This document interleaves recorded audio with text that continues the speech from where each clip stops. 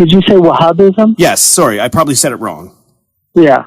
Well, look, the Muslims are not monolithic, and so you have the vast majority of Muslims historically have been called Sunnis, with about 15% called Shia. Within those groups, there's also some differences, but overall, both of those groups, the Sunnis and Shias, accepted each other as Muslims. They differed on certain things, but they did not excommunicate or anathematize the other.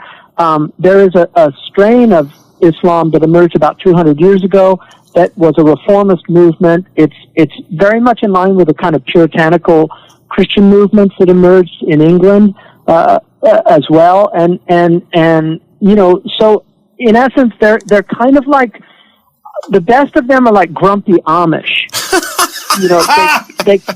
They just kind of want to be left alone with weapons. And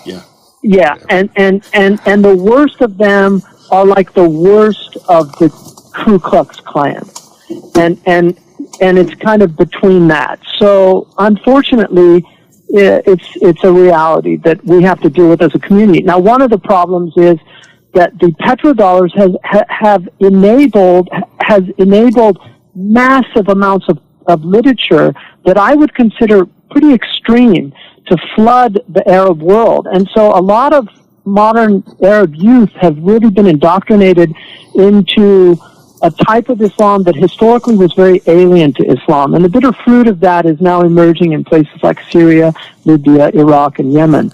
But historically, the Muslims, they have a lot of blights on their history, undeniably, but overall, I think Greg mentioned earlier, for a pre-modern civilization, it was one of the most enlightened. It was certainly highly tolerant of other cultures and civilizations. It was very eclectic.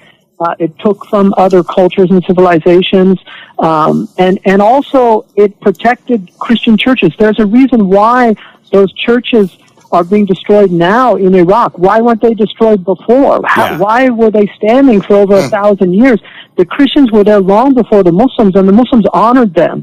So, and I was just we were in Marrakesh for a conference protecting religious minorities in the Muslim lands, and there was a Yazidi man from Iraq.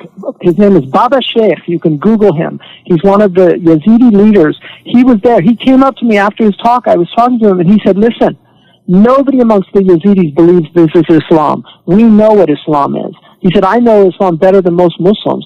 He said, we've lived with Muslims for centuries, and that's why we're still here. These are criminals. And the truth is, many of these, these Sabians and Yazidis and Druze and these other religious groups, they know that this is not Islam. But unfortunately, it only takes one generation to break that link. Oh, yeah. And so people are going to forget. And that's my fear.